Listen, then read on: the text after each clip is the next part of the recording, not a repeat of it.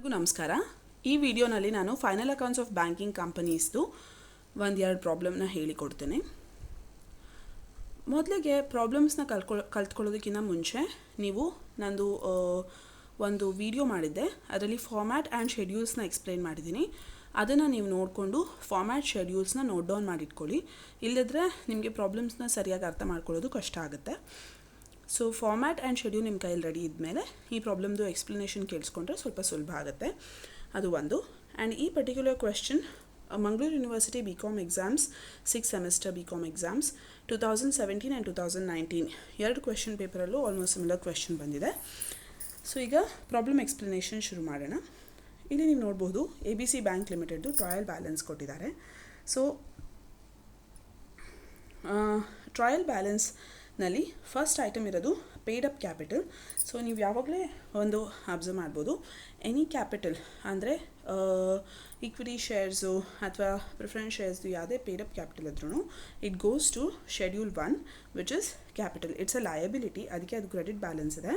And it will go to capital which is schedule 1. ಇದಾದಮೇಲೆ ಯಾವುದೇ reserves ನಿಮಗೆ ಕಾಣಿಸಿದ್ರು reserves and surplus ಕೆಳಗಡೆ ಬರೀತೀರಾ. ಸೊ ರಿಸರ್ವ್ ಫಂಡ್ ಇದೆ which is schedule 2 reserves and ಸರ್ಪ್ಲಸಲ್ಲಿ ಬರೀತೀರಾ. ಸೊ ಇದೆರಡು ಲಯಬಿಲಿಟಿ. ಸೊ ಹಾಗೆ ಇಲ್ಲಿ ನೀವು ನೋಡ್ಬೋದು loan, cash, credit and overdraft it is an asset. ಯಾಕಂದರೆ ಬ್ಯಾಂಕ್ಸು ಲೋನ್ನ ಕೊಡ್ತಾರೆ, ಸೊ ಅವ್ರಿಗೆ ಹಣ ವಾಪಸ್ ಬರಬೇಕು. So it becomes an asset for them. So loans, cash, credit and overdraft ಇದು ಬ್ಯಾಂಕ್ಸಿಗೆ ಅಸೆಟ್ ಆಗುತ್ತೆ. ಸೊ ಅದಕ್ಕೆ ಡೆಬಿಟ್ ಬ್ಯಾಲೆನ್ಸ್ ಇದೆ. ಆ್ಯಂಡ್ ಅಸೆಟ್ಸಲ್ಲಿ ನೀವು ಅಬ್ಸರ್ವ್ ಮಾಡ್ಬೋದು, first is cash in hand, cash at bank. ಅದಾದಮೇಲೆ ಇನ್ವೆಸ್ಟ್ಮೆಂಟ್ಸ್, ಇದಾದಮೇಲೆ ಅಡ್ವಾನ್ಸಸ್ ಅಂದರೆ ಬ್ಯಾಂಕ್ ಅವ್ರು ಕೊಡುವಂತಹ ಸಾಲಗಳು. So that is schedule 9 advances ಕೆಳಗಡೆ ಬರುತ್ತೆ. ಇದಾದಮೇಲೆ ಯಾವುದೇ ಫಿಕ್ಸ್ಡ್ ಅಸೆಟ್ಸ್ ಇದ್ರು ಬ್ಯಾಂಕ್ದು ಅದು ಶೆಡ್ಯೂಲ್ 10 ಅಲ್ಲಿ ಬರುತ್ತೆ. So premises is one of the fixed assets, it goes to schedule 10. ಇದಾದಮೇಲೆ ಇಂಡಿಯನ್ ಗವರ್ಮೆಂಟ್ ಸೆಕ್ಯೂರಿಟೀಸ್ ಅಂದರೆ ಬ್ಯಾಂಕ್ ಅವರು ಎಲ್ಲಾದರೂ ಇನ್ವೆಸ್ಟ್ಮೆಂಟ್ ಮಾಡಿದ್ರೆ, ಸೊ ಏನೆಲ್ಲ ಇನ್ವೆಸ್ಟ್ಮೆಂಟ್ಸ್ ಮಾಡಬಹುದು ಬ್ಯಾಂಕ್ಸು, ಶೇರ್ ಮಾರ್ಕೆಟಲ್ಲಿ ಶೇರ್ಸ್ ಮೇಲೆ ಇನ್ವೆಸ್ಟ್ ಮಾಡ್ಬೋದು, ಇಲ್ಲ ಗವರ್ಮೆಂಟ್ ಸೆಕ್ಯೂರಿಟೀಸ್ ಪರ್ಚೇಸ್ ಮಾಡಬಹುದು, ಬಾಂಡ್ಸ್, ಡಿಬೆಂಚರ್ಸ್ ಯಾವುದ್ರ ಮೇಲಾದರೂ ಇನ್ವೆಸ್ಟ್ ಮಾಡಬಹುದು. So Indian government securities is nothing but investments. ಇದು ಅಸೆಟ್ಟು. ಸೊ ಹಾಗಾಗಿ ಡೆಬಿಟ್ ಬ್ಯಾಲೆನ್ಸ್ ಬಂದಿದೆ. ಆ್ಯಂಡ್ ಅಸೆಟ್ಸಲ್ಲಿ cash in hand, cash at bank ಆದಮೇಲೆ ಇರೋದು investments, that is schedule 8. So schedule 8 ಆದಮೇಲೆ ಅಡ್ವಾನ್ಸಸ್ ಅಂದರೆ ಅವ್ರು ಏನು ಸಾಲ ಕೊಟ್ಟಿರ್ತಾರೆ ವಿಚ್ ಬಿಕಮ್ಸ್ ಶೆಡ್ಯೂಲ್ 9 ಅಡ್ವಾನ್ಸಸ್ ಬರುತ್ತೆ. So schedule 8 is investments, Indian government securities ಅಲ್ಲಿಗೆ ಹೋಗುತ್ತೆ. ಇದಾದಮೇಲೆ any deposits is a liability. ಅಂದರೆ ಕಸ್ಟಮರ್ಸ್ ಏನು ಅಕೌಂಟ್ ಓಪನ್ ಮಾಡಿ ಡೆಪಾಸಿಟ್ಸ್ ಇಡ್ತಾರೆ ಅದು ಬ್ಯಾಂಕಿಗೆ ಲಯಬಿಲಿಟಿ ಆಗುತ್ತೆ. ಹಾಗಾಗಿ ಅದು ಕ್ರೆಡಿಟ್ ಬ್ಯಾಲೆನ್ಸ್ ಆಗಿ ಬರುತ್ತೆ. ಆ್ಯಂಡ್ ಲಯಬಿಲಿಟಿ ಸೈಡ್ ನೀವು ಅಬ್ಸರ್ವ್ ಮಾಡಿದ್ರೆ ಶೆಡ್ಯೂಲ್ 3ನಲ್ಲಿ ನಿಮಗೆ ಡೆಪಾಸಿಟ್ಸ್ ಕಾಣಿಸುತ್ತೆ.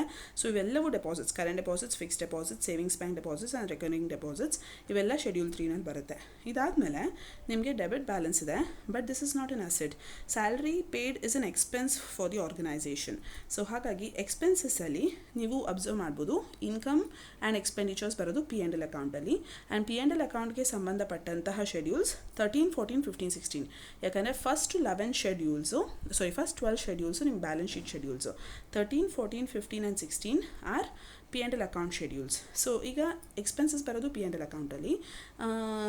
So 13 and 14 are income related schedules, 15 and 16 are expenses related schedule. ಇದು ಎಕ್ಸ್ಪೆನ್ಸ್ ಆದ್ದರಿಂದ ಸೊ ನೀವು ಅಬ್ಸರ್ವ್ ಮಾಡ್ಬೋದು 15 is an interest expenditure, versus ಬೇರೆ ಯಾವುದೇ ಆಪರೇಟಿಂಗ್ ಎಕ್ಸ್ಪೆನ್ಸಸ್ ಇದ್ರೂ it comes under 16.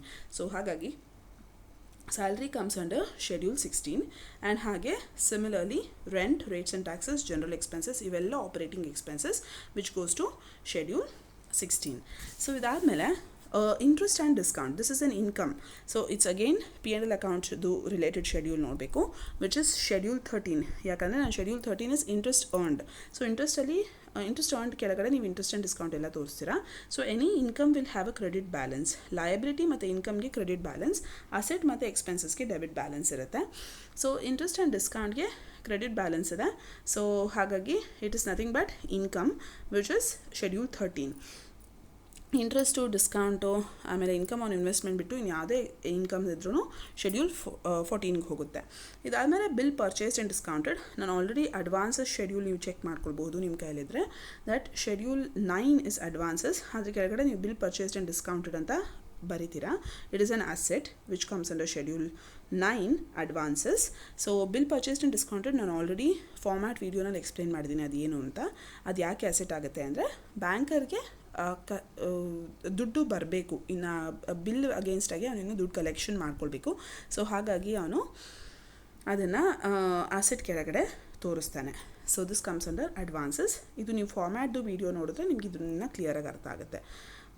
Next you have P&L account balance of opening balance ಅಂದರೆ 1st April 2019. ಇದು ನೀವು ಮಾಡ್ತಿರೋದು 31st March 2020ಗೆ P&L account and balance sheet. So 1st April 2019 ಅಂದರೆ opening ಡೇಟಲ್ಲಿ ಎಷ್ಟು P&L ಅಕೌಂಟ್ ಬ್ಯಾಲೆನ್ಸ್ ಇತ್ತು ಅಂತ ಇನ್ಫಾರ್ಮೇಷನ್ ಇದೆ. ಇದು ನಿಮಗೆ P&L ಅಕೌಂಟಲ್ಲಿ ನೀವು ತೋರಿಸ್ತೀರಾ. ಅಂದರೆ when you are doing P&L account ಅಲ್ಲಿ ಬ್ಯಾಲೆನ್ಸ್ ಬ್ರಾಡ್ ಫಾರ್ವರ್ಡ್ ಅಂತ ಒಂದು ಬರುತ್ತೆ, which is under third item. First item is income and expenditure, income. Second item is expenditure. Third is profits. So ಪ್ರಾಫಿಟ್ಸಲ್ಲಿ ನೀವು ಈ ಪೋರ್ಷನ್ನ ತೋರಿಸ್ತೀರಾ. ಪ್ರಾಫಿಟ್ಸ್ ಬ್ರಾಡ್ ಫಾರ್ವರ್ಡ್ ಕೆಳಗಡೆ ಇದನ್ನು ತೋರಿಸ್ತೀರಾ. ಇದಾದಮೇಲೆ ಸ್ಟಾಕ್ ಆಫ್ ಸ್ಟೇಷನರಿ. ಸೊ ನೀವು ಸ್ಟೇಷನರಿ ನೋಡ್ಕೊಡ್ಲೆ you will think that it's an expense, but printing and stationery ಅಥವಾ ಬರೀ ಸ್ಟೇಷನರಿ ಅಂತ ಕೊಟ್ಟರೆ ಎಕ್ಸ್ಪೆನ್ಸ್ ಅಂತ ಕನ್ಸಿಡರ್ ಮಾಡ್ಬೋದು. Stock of stationery, when you see the word stock it means it's an asset. So stock is always a current asset. So ಇಲ್ಲಿ ನಿಮಗೆ current asset ಅಂತ ಯಾವುದೇ ಶೆಡ್ಯೂಲ್ ಇರಲ್ಲ. So you show it under other assets. Other assets ಅಂದರೆ schedule 11. So it's an asset, ಅದಕ್ಕೆ debit balance ಇದೆ. So it comes under schedule 11 other assets. Next commission and exchange. Commission and exchange ಅನ್ನೋದು schedule 14ಗೆ ಹೋಗುತ್ತೆ. You can check your schedule 14 in the list. Commission and exchange ಅನ್ನೋದು ಬರುತ್ತೆ. ಬ್ಯಾಂಕ್ಗೆ receive ಮಾಡ್ಕೊಳ್ತಾ commission, exchange, profits ಏನೇ ಇದ್ರೂ ಅದೆಲ್ಲ incomes which goes to schedule 14 other ಇನ್ಕಮ್ಸ್ಗೆ ಹೋಗುತ್ತೆ. Interest income, discount income and income on investment ಮಾತ್ರ 13. ಅದು ಬಿಟ್ಟು ಬೇರೆ ಏನು ಯಾವುದೇ ಇನ್ಕಮ್ ಇದ್ರೂ ಶೆಡ್ಯೂಲ್ 14ಗೆ ಹೋಗುತ್ತೆ. Interim dividend, any dividend paid goes to appropriations. So ನೀವು P&L ಅಕೌಂಟಲ್ಲಿ 4 ಹೆಡ್ಸ್ ಇದೆ. ಒಂದು ಇನ್ಕಮ್, ಅದರಲ್ಲಿ 13 ಆ್ಯಂಡ್ 14 ಶೆಡ್ಯೂಲ್. ಇನ್ನೊಂದು expenditure which is 15 and 16 schedule. Next profits, ಅದರಲ್ಲಿ profits for this year and profits brought forward. Profits brought forward ಅಂದರೆ opening balance of P&L account. So ಇದಾದಮೇಲೆ you will show appropriations. ಅಪ್ರೋಪ್ರಿಯೇಷನ್ಸಲ್ಲಿ ರಿಸರ್ವ್ಸ್ಗೆ ಎಷ್ಟು transfer ಮಾಡ್ತೀವಿ, ಆಮೇಲೆ dividend ಎಷ್ಟು ಕೊಡ್ತೀವಿ ಅದೆಲ್ಲ ಬರಿತೀವಿ. So dividend is an appropriation. ನೀವು ಪ್ರಾಫಿಟ್ಸಿಂದ ಡಿವಿಡೆಂಡ್ ಕೊಡೋದು. ಸೊ ಹಾಗಾಗಿ ನೀವು ಅದನ್ನು ಅಪ್ರೋಪ್ರಿಯೇಷನ್ಸ್ ಹೆಡಿಂಗ್ ಕೆಳಗಡೆ ತೋರಿಸ್ತಾರೆ P&L ಅಕೌಂಟಲ್ಲಿ. ಇದಾದಮೇಲೆ you have investments. So investments is again schedule 8. It's an asset. So ಅದಕ್ಕೆ ಡೆಬಿಟ್ ಬ್ಯಾಲೆನ್ಸ್ ಇದೆ. So it's an asset and schedule 8 ನೀವು ಚೆಕ್ ಮಾಡ್ಬೋದು. It's all about investments. Next cash in hand and with RBI it is schedule 6. ಇದು ಹೆಡ್ಡಿಂಗಲ್ಲೇ schedule 6 ಇರೋದು. So it goes to schedule 6. Money at call and short notice and balance with other banks. ಇದು ನಿಮ್ಮ schedule 7. Balances with other banks and money at call and short notice. This goes to schedule 7. ಇದಾದಮೇಲೆ directors fees, ಇದು expenditure. So expenditure ಆಗಿರೋದ್ರಿಂದ debit balance ಇದೆ. So ಹಾಗಾಗಿ ನೀವು ಇದನ್ನ operating ಎಕ್ಸ್ಪೆನ್ಸಸ್ಸಲ್ಲಿ ತೋರಿಸ್ತೀರಾ. ಸೊ ಎಕ್ಸ್ಪೆಂಡಿಚರ್ ಅಂತ ಬಂದ ಕೂಡಲೇ you have to think whether it is interest expenditure or any other expenditure. So if it's an interest expenditure it goes to 15. If it is not an interest expenditure, if it's an operating expense it goes to 16. Interest and commission ಇದ್ದರೆ ಮಾತ್ರ 15ಗೆ ಬರುತ್ತೆ. So anyway we have discuss the trial balance. ಇದಾದಮೇಲೆ let's look into the adjustments. So ಅಡ್ಜಸ್ಟ್ಮೆಂಟ್ಸಲ್ಲಿರೋ items 2 ಕಡೆ mention ಆಗುತ್ತೆ. So ನೀವು ಇಲ್ಲೆಲ್ಲ ಅಬ್ಸರ್ವ್ ಮಾಡ್ಬೋದು. 2 ಶೆಡ್ಯೂಲ್ಸಲ್ಲಿ ಅಥವಾ 2 ಕಡೆ ಇದು ತೋರಿಸ್ತೀರಾ ನೀವು ಇದನ್ನು. So provision for bad debts and doubtful debts. So bad debts and doubtful ಡೆಟ್ಸ್ಗೆ ಏನಾದ್ರು ಪ್ರಾವಿಷನ್ಸ್ ಇಟ್ಟರೆ ಬೇಸಿಕಲಿ ಅದು ಪ್ರಾವಿಷನ್ ಆದ್ದರಿಂದ ಪ್ರಾವಿಷನ್ಸ್ ಆ್ಯಂಡ್ ಕಂಟಿಂಜೆನ್ಸೀಸ್ ಅಂತ ನಿಮಗೆ P&L ಅಕೌಂಟಲ್ಲಿ ಎಕ್ಸ್ಪೆಂಡಿಚರ್ ಕೆಳಗಡೆ ಬರುತ್ತೆ. P&L ಅಕೌಂಟ್ ಮಾಡುವಾಗ ಎಕ್ಸ್ಪೆಂಡಿಚರ್ ಕೆಳಗಡೆ ಪ್ರಾವಿಷನ್ಸ್ ಆ್ಯಂಡ್ ಕಂಟಿಂಜೆನ್ಸೀಸ್ ಅಂತ ಒಂದು ಹೆಡಿಂಗ್ ಇರುತ್ತೆ. ಅದರಲ್ಲಿ ನೀವು ತೋರಿಸ್ತೀರಾ. You can just check your format when I am explaining. And along with that ನೀವು ಡೌಟ್ಫುಲ್ ಡೆಟ್ಸ್ ಅಂದ್ರೇನು, ನೀವು ಕೊಟ್ಟಂತಹ ಸಾಲ, ಅದರಲ್ಲಿ ನಿಮಗೆ ಬರೋದು, ನಿಮಗೆ ನೀವು ಕೊಟ್ಟಂಥ ಸಾಲ ನಿಮಗೆ ವಾಪಸ್ ಬರೋದ್ರಲ್ಲಿ ಡೌಟ್ ಇದೆ. ಸೊ ಹಾಗಾಗಿ making a provision for it. So ನೀವು ಸಾಲ ಎಲ್ಲಿ ತೋರಿಸ್ತೀರಾ, ಶೆಡ್ಯೂಲ್ 9ಅಲ್ಲಿ ತೋರಿಸ್ತೀರಾ. ಸೊ ಅಡ್ವಾನ್ಸಸಲ್ಲಿ ತೋರಿಸ್ತೀರಾ. ಸೊ ಅಡ್ವಾನ್ಸಸ್ಸಿಂದ ನೀವು ಇದನ್ನ ಸಬ್ಟ್ರ್ಯಾಕ್ಟ್ ಮಾಡ್ಕೋಬೇಕು. ಸೊ ಡೆಟರ್ಸ್ನ ನೀವು ಹೇಗೆ ಸಬ್ಟ್ರ್ಯಾಕ್ಟ್ ಮಾಡ್ತೀರಾ ಪ್ರಾವಿಷನ್ ಫಾರ್ ಡೌಟ್ಫುಲ್ ಡೆಟ್ಸ್ನ, ದ ಸೇಮ್ ವೇ ಅಡ್ವಾನ್ಸಸ್ಸಿಂದ ನೀವು ಸಬ್ಟ್ರ್ಯಾಕ್ಟ್ ಮಾಡ್ಕೊಳ್ತೀರಾ. ಆ್ಯಂಡ್ ಪ್ರಾವಿಷನ್ಸ್ ಆ್ಯಂಡ್ ಕಂಟಿಂಜೆನ್ಸೀಸಲ್ಲಿ ತೋರಿಸ್ತೀರಾ. Any provision for bad and doubtful debts will be subtracted from schedule 9 and will be shown under provisions and contingencies. Interest accrued on investments ಅಂತ ಹೇಳಿದ್ರೆ investments ಮೇಲೆ ನೀವು ಇಂಟ್ರೆಸ್ಟ್ನ earn ಮಾಡಿಬಿಟ್ಟಿದ್ದೀರಾ, ಆದರೆ ಇನ್ನೂ ರಿಸೀವ್ ಮಾಡ್ಕೊಂಡಿಲ್ಲ. ಇನ್ವೆಸ್ಟ್ಮೆಂಟ್ಸ್ ಮೇಲೆ ಇಂಟ್ರೆಸ್ಟ್ ಬಂದುಬಿಡಿದೆ, ಅರ್ನ್ ಆಗೋಗಿದೆ, ಆದರೆ you haven't received it in ಕ್ಯಾಶಲ್ಲಿ ಇನ್ನೂ ನಿಮಗೆ ದುಡ್ಡು ಬಂದಿಲ್ಲ. ಸೊ ಇಟ್ಸ್ ಅನ್ ಅಸೆಟ್ ಆಗುತ್ತೆ. ಅದಕ್ಕೆ ನೀವು ಅದರ್ ಅಸೆಟ್ಸ್ ಅಂದರೆ 11ಅಲ್ಲಿ ತೋರಿಸ್ತೀರಾ. ಅದು ಇನ್ಕಮ್ ಸಹ ಹೌದು, ಅಂದರೆ ಇನ್ನೂ ನಿಮಗೆ ದುಡ್ಡು ಬರಬೇಕು, ಅರ್ನ್ ಮಾಡ್ಕೊಂಡ್ಬಿಟ್ಟಿದ್ದೀರಾ, ಅಂದರೆ ಇಟ್ಸ್ ಅನ್ ಇನ್ಕಮ್. ಸೊ ಹಾಗಾಗಿ ಶೆಡ್ಯೂಲ್ 13ಅಲ್ಲಿ ತೋರಿಸ್ತೀರಾ. ಸೊ ಬ್ಯಾಲೆನ್ಸ್ ಶೀಟಲ್ಲಿ ಶೆಡ್ಯೂಲ್ 11 ಅದರ್ ಅಸೆಟ್ಸಲ್ಲಿ ತೋರಿಸ್ತೀರಾ. And when it comes to your P&L account, you show it under schedule 13, that is interest earned. ಅದ್ರ ಕೆಳಗಡೆ ತೋರಿಸ್ತೀರ. ರಿಬೇಟ್ ಆನ್ ಬಿಲ್ ಡಿಸ್ಕೌಂಟೆಡ್, ನಾನು ನಿಮ್ಮ ಸೆಕೆಂಡ್ ವೀಡಿಯೋನಲ್ಲಿ already rebate on bill discounted ಅಂದರೆ ಏನು ಅಂತ ಹೇಳಿದ್ದೀನಿ. It basically means discount received but not returned, ಅಂದರೆ ಡಿಸ್ಕೌಂಟ್ ನೀವು ರಿಸೀವ್ ಮಾಡ್ಕೊಂಡಿದ್ದೀರಾ ಆದರೆ ಇನ್ನೂ ಅರ್ನ್ ಮಾಡಿಲ್ಲ ಅಂತ. ಸೊ ಇದು this is the discount amount which belongs to the next financial year. Next financial ಇಯರ್ಗೆ ಇದು ಬಿಲಾಂಗ್ ಆಗುತ್ತೆ. ಸೊ ಹಾಗಾಗಿ ಈ ಫೈನಾನ್ಷಿಯಲ್ ಇಯರ್ಗೆ ಬಿಲಾಂಗ್ ಆಗದೆ ಇರೋದ್ರಿಂದ ನೀವು 13ಅಲ್ಲಿ ಮೈನಸ್ ಮಾಡ್ಕೊಳ್ತೀರಾ. ಸೊ 13ಅಲ್ಲಿ you will be showing interest and discount income 1,20,000 ತೋರಿಸ್ತಿರ್ತೀರ. ಆ 1,20,000ಇಂದ ನೀವು ಈ 2,000 ರೂಪೀಸ್ನ ತೆಗೆದು ಹಾಕ್ತೀರಾ. ಯಾಕಂದರೆ this 2,000 rupees is the income, the discount amount that belongs to next financial year. ಆದರೆ ಇವಾಗಲೇ ರಿಸೀವ್ ಮಾಡ್ಕೊಂಡ್ಬಿಟ್ಟಿದ್ದೀರಾ ನೀವು, ಅದಕ್ಕೆ you will subtracted from there and you will show it as a liability. ಹೇಗೆ ಒಂದು ಔಟ್ಸ್ಟ್ಯಾಂಡಿಂಗ್ ಎಕ್ಸ್ಪೆನ್ಸ್, ಅಂದರೆ ಎಕ್ಸ್ಪೆನ್ಸ್ ಕಟ್ಟಬೇಕು ಇನ್ನೂ ಕಟ್ಟಿಲ್ಲ, ಹೇಗೆ ಅದು ಒಂದು ಲಯಬಿಲಿಟಿನೋ ಹಾಗೆ ಇಂಟ್ರೆಸ್ಟ್ ಅರ್ನ್ ಮಾಡಿಲ್ಲ ಆದರೆ ರಿಸೀವ್ ಮಾಡ್ಕೊಂಡ್ಬಿಟ್ಟಿದ್ದೀರಾ, that is also a liability. So rebate on bill discounted is a liability. So you show it under 5 and 13ಅಲ್ಲಿ ಮೈನಸ್ ಮಾಡ್ತೀರಾ. So any given problem rebate on bill discounted ನಿಮಗೆ ಅಡ್ಜಸ್ಟ್ಮೆಂಟಲ್ಲಿ ಬಂದರೆ the schedules ಆ 5ಅಲ್ಲಿ ನೀವು mention ಮಾಡ್ತೀರಾ, 13ಅಲ್ಲಿ subtract ಮಾಡ್ತೀರಾ.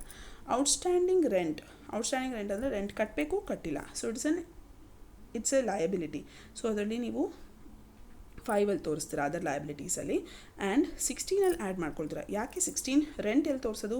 ಆಪ್ರೇಟಿಂಗ್ ಎಕ್ಸ್ಪೆನ್ಸಸ್ 16ಅಲ್ಲಿ ನೀವು ರೆಂಟ್ ತೋರಿಸಿರ್ತೀರ. ಇಲ್ಲಿ ನೋಡಿ, rent, rates and taxes, it is 16. So 16ಅಲ್ಲಿ ಅದೇ ಅಮೌಂಟ್ಗೆ ಔಟ್ಸ್ಟ್ಯಾಂಡಿಂಗ್ ರೆಂಟ್ನ ಆ್ಯಡ್ ಮಾಡ್ತೀರಾ. Endorsements made on behalf of customer, ಅಂದರೆ ಕಸ್ಟಮರ್ ಬದಲಿಗೆ ನಾನು ಪೇ ಮಾಡ್ತೀನಿ, ನಾನು ಕಸ್ಟಮರ್ ಪೇ ಮಾಡಲ್ಲ ಅಂದರೆ ನಾನು ಪೇ ಮಾಡ್ತೀನಿ ಅನ್ನೋ ಗ್ಯಾರಂಟಿ.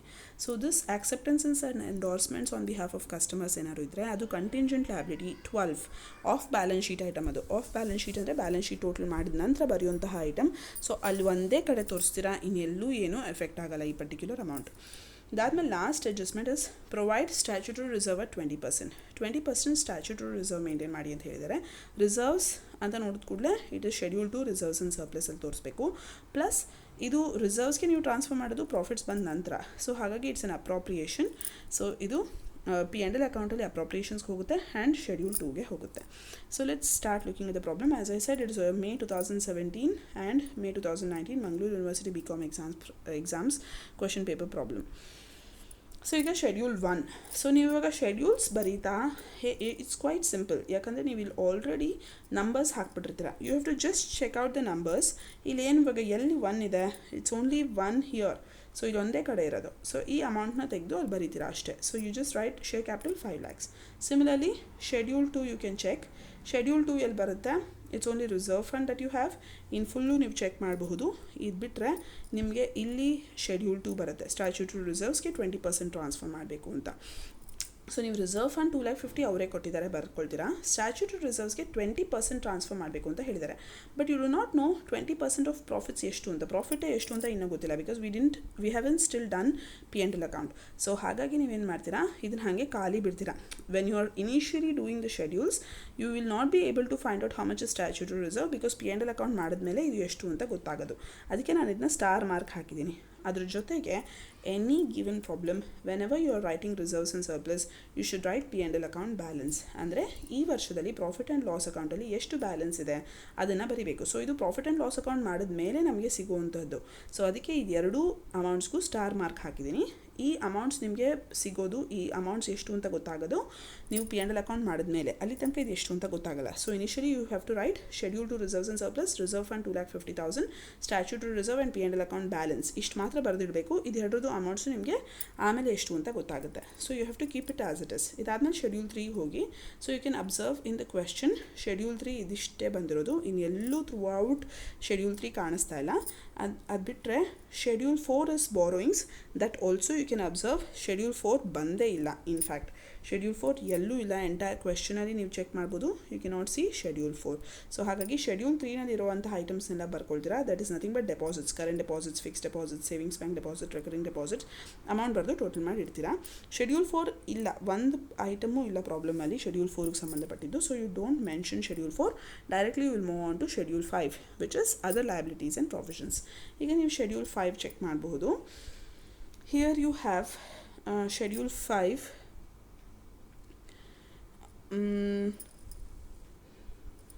ಶೆಡ್ಯೂಲ್ 5 ನಿಮಗೆ ಇಲ್ಲಿ ಮಾತ್ರ ಬಂದಿದೆ. What is that?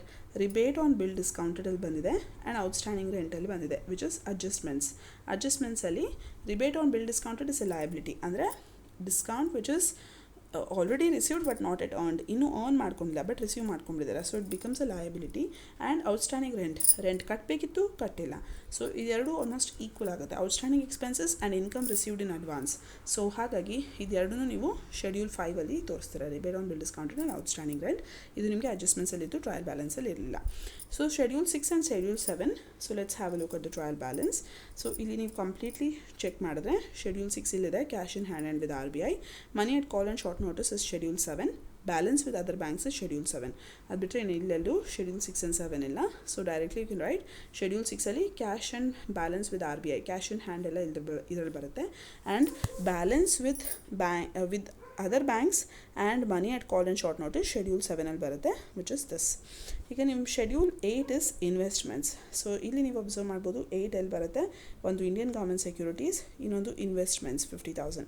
ಸೊ ಈ ಎರಡು ಅಮೌಂಟನ್ನ ನೀವು ಇಲ್ಲಿ ಬರ್ಕೊಳ್ತೀರಾ, 4,50,000. So schedule 8 you will be writing investments 4,50,000 ಇಲ್ಲಿ ಬರುತ್ತೆ. ಶೆಡ್ಯೂಲ್ 9 ಆ್ಯಂಡ್ 10 ಅಬ್ಸರ್ವ್ ಮಾಡೋಣ. Have a look at schedule 9. Loans, cash credit and overdraft. Bank ಅವರು ಏನು ಲೋನ್ಸ್ ಕೊಟ್ಟಿರ್ತಾರೆ ಅಥವಾ ಕ್ಯಾಶ್ ಕ್ರೆಡಿಟ್ ಕೊಟ್ಟಿರ್ತಾರೆ, ಓವರ್ ಡ್ರಾಫ್ಟ್ ಕೊಟ್ಟಿರ್ತಾರೆ, ಅದೆಲ್ಲ ಬ್ಯಾಂಕ್ ಅವರು ಕೊಟ್ಟಂತಹ ಸಾಲಗಳು, ಅದು ಅಡ್ವಾನ್ಸಸಲ್ಲಿ ಹೋಗುತ್ತೆ. ಸೊ ಅದು ಒಂದು. ಅದು ಬಿಟ್ಟರೆ ಬಿಲ್ ಪರ್ಚೇಸ್ಡ್ ಆ್ಯಂಡ್ ಡಿಸ್ಕೌಂಟೆಡ್, ಇದೆರಡು ಶೆಡ್ಯೂಲ್ 9 ಇದೆ, ಕಂಪ್ಲೀಟ್ ಚೆಕ್ ಮಾಡಿದ್ರೆ. ಅದು ಬಿಟ್ಟರೆ ಇಲ್ಲಿ ಶೆಡ್ಯೂಲ್ 9ಅಲ್ಲಿ provision for doubtful debts subtract ಮಾಡ್ಕೊಳ್ಬೇಕು. ಎಲ್ಲಿಂದ? Loans, cash credit and over ಡ್ರಾಫ್ಟಿಂದ. ಸೊ ಅದು ಬಿಟ್ಟರೆ ಶೆಡ್ಯೂಲ್ 9 ಇನ್ನೆಲ್ಲೂ ಕಾಣಿಸ್ತಾ ಇಲ್ಲ. So have a look. Schedule 9ಅಲ್ಲಿ loans, cash credit and overdraft 2,85,000 ಬರೆದು minus provision for bad and doubtful debts, ಇದು ನಿಮ್ಮ ಅಡ್ಜಸ್ಟ್ಮೆಂಟ್ಸಲ್ಲಿತ್ತು, ಸಬ್ಟ್ರಾಕ್ಟ್ ಮಾಡ್ಕೊಳ್ತೀರಾ. It's just like how you write debtors. Okay, provision for bad and doubtful ಡೇಟ್ಸ್ನ subtract ಮಾಡ್ಕೊಳ್ತೀರಾ. But ಇಲ್ಲಿ bank ಅವರು ಲೋನ್ ಕೊಟ್ಟಿರ್ತಾರೆ, ಆ ಲೋನಿಂದ provision for doubtful debt subtract ಆಗುತ್ತೆ. ಇದಾದಮೇಲೆ bill purchased and discounted trial ಬ್ಯಾಲೆನ್ಸಿಂದ ಡೈರೆಕ್ಟಾಗಿ ಬರ್ಕೊಳ್ತೀರಾ. ಅಲ್ಲಿ ಶೆಡ್ಯೂಲ್ 9 ಅಂತ ಮಾರ್ಕ್ ಮಾಡ್ಕೊಂಡಿದ್ದೀರಾ, ಟೋಟಲ್ ಮಾಡ್ತೀರಾ. So schedule 10 and 11, let's check. Schedule 10, you have only premises. ಅದು ಬಿಟ್ಟರೆ ಇನ್ನೆಲ್ಲೂ ಶೆಡ್ಯೂಲ್ 10 ಕಾಣಿಸಲ್ಲ. ಸೊ ಪ್ರಿಮೈಸಸ್ ಒಂದು ಬರೆದು ಮುಗಿಸ್ತೀರಾ. Schedule 11 you can check. So 11 comes here, stock of ಸ್ಟೇಷನರಿನಲ್ಲಿ ಬರುತ್ತೆ. ಅದು ಬಿಟ್ಟರೆ ಅಡ್ಜಸ್ಟ್ಮೆಂಟ್ಸಲ್ಲಿ you have interest accrued on investments, ಅಲ್ಲೊಂದು 11 ಇದೆ. ಅದು ಬಿಟ್ಟರೆ ಇನ್ನೆಲ್ಲೂ ನಿಮಗೆ 11 ಕಾಣಿಸ್ತಾ ಇಲ್ಲ. ಸೊ ಹಾಗಾಗಿ ಶೆಡ್ಯೂಲ್ 10ಅಲ್ಲಿ ಪ್ರಿಮೈಸಸ್ ಒಂದು ಬರೀತೀರಾ. ಶೆಡ್ಯೂಲ್ 11ಅಲ್ಲಿ you have stock of stationery which is in trial balance and interest accrued on investments which is from adjustments, ಇದೆರಡು ಬರೆದು ಟೋಟಲ್ ಮಾಡ್ತೀರಾ. ಇದಾದಮೇಲೆ schedule 12 was contingent liability which is your adjustment number 5. ಇದೊಂದೇ ಕಡೆ ಅದು ಮೆನ್ಷನ್ ಆಗೋದು. So schedule 12 contingent liability ಬರೀತೀರಾ. This is an off balance sheet item. Balance sheet total ಮಾಡಿದ ನಂತರ ಬರೆಯುವಂತಹ ಐಟಮ್, ಇದು ಬ್ಯಾಲೆನ್ಸ್ ಶೀಟ್ ಟೋಟಲ್ಗೆ ಎಫೆಕ್ಟ್ ಆಗೋದಿಲ್ಲ. Now the schedules which are related to P&L account 13, 14 and 15 and 16. So ಈಗ ನೀವು check ಮಾಡಬಹುದು 13, 14, 15, 16 ಸಂಬಂಧಪಟ್ಟ ಎಂಟ್ರೀಸ್ ಎಲ್ಲಿದೆ. 16 ಆಮೇಲೆ ನೋಡೋಣ. Let's first look at 13 and 14. 13ಅಲ್ಲಿ ಇಂಟ್ರೆಸ್ಟ್ ಆ್ಯಂಡ್ ಡಿಸ್ಕೌಂಟ್ ಇದೆ ವಿಚ್ ಇಸ್ 1,20,000. ಅದು ಬಿಟ್ಟರೆ ದಿಸ್ ಇಸ್ 14ಗೆ ಹೋಗುತ್ತೆ ಇದು, that is commission on exchange. So 13 what else do you have? 13 here you have interest accrued on investment ಸಹ ಇದೆ. ಅಂದರೆ ನೀವು ಇನ್ವೆಸ್ಟ್ಮೆಂಟ್ ಮೇಲೆ ಏನು ಇಂಟ್ರೆಸ್ಟ್ ಬಂದಿದೆ ಅದನ್ನು ನೀವು ಆ್ಯಡ್ ಮಾಡ್ಕೊಳ್ಬೇಕು. ರಿಬೇಟ್ ಆನ್ ಬಿಲ್ ಡಿಸ್ಕೌಂಟನ್ನು ಸಬ್ಟ್ರಾಕ್ಟ್ ಮಾಡ್ಕೋಬೇಕು. So you have interest and discount, ಅದರಿಂದ ನೀವು ರಿಬೇಟ್ ಆನ್ ಬಿಲ್ ಡಿಸ್ಕೌಂಟನ್ನು ಸಬ್ಟ್ರಾಕ್ಟ್ ಮಾಡ್ತೀರಾ, ಪ್ಲಸ್ ಇಂಟ್ರೆಸ್ಟ್ ಅಕ್ರೂಡ್ ಆನ್ ಇನ್ವೆಸ್ಟ್ಮೆಂಟ್ನ ಬರ್ಕೊಳ್ತೀರಾ. ಅದು ಬಿಟ್ಟರೆ ಇನ್ನೆಲ್ಲೂ 13 ಇಲ್ಲ. So here you see 13 interest and discount 1,20,000 minus rebate on bill discounted subtract ಮಾಡಿ ಇಂಟ್ರೆಸ್ಟ್ ಅಕ್ರೂಡ್ ಆನ್ ಇನ್ವೆಸ್ಟ್ಮೆಂಟ್ನ ಆ್ಯಸ್ ಇಟ್ ಇಸ್ ಬರ್ಕೊಂಡಿದ್ದೀರಾ, ಟೋಟಲ್ ಮಾಡ್ತೀರಾ. 14 ಒಂದೇ ಐಟಮ್ ಇದ್ದಿದ್ದು ಅದನ್ನು ಜಸ್ಟ್ ಮೆನ್ಷನ್ ಮಾಡ್ತೀರಾ. ಆ್ಯಂಡ್ ನೀವು ಎಂಟೈರ್ ಪ್ರಾಬ್ಲಮ್ ಚೆಕ್ ಮಾಡ್ಬೋದು. ಶೆಡ್ಯೂಲ್ 15 ಒಂದು ಐಟಮೂ ಇಲ್ಲ, so we haven't written schedule 15. ಯಾವುದಾದ್ರೂ ಐಟಮ್ ಇಲ್ಲ ಅಂದರೆ ಆ ಶೆಡ್ಯೂಲ್ ಬರೀದಿದ್ರು ನಡೆಯುತ್ತೆ. So directly will go to schedule 16. ಸೊ ನೀವು ಎಂಟೈರ್ ಪ್ರಾಬ್ಲಮ್ ಚೆಕ್ ಮಾಡಬಹುದು. ಎಲ್ಲೂ 15 ಕಾಣಿಸ್ತಾ ಇಲ್ಲ. 16ಗೆ ಹೋಗೋಣ. 16ನಲ್ಲಿ you have salaries, general expenses, rent and rates ಅದು ಬಿಟ್ಟರೆ ಡೈರೆಕ್ಟರ್ಸ್ ಫೀಸ್ ಒಂದಿದೆ. ಇನ್ನೆಲ್ಲೂ 16 ಇಲ್ಲ. So 4 items plus outstanding rent ಒಂದಿದೆ, ಅದೊಂದು ರೆಂಟಿಗೆ ಆ್ಯಡ್ ಮಾಡ್ಕೋಬೇಕು. ಅದು ಬಿಟ್ಟರೆ ಇನ್ನೇನು 16ಗೆ ಸಂಬಂಧಪಟ್ಟಿದ್ದಿಲ್ಲ.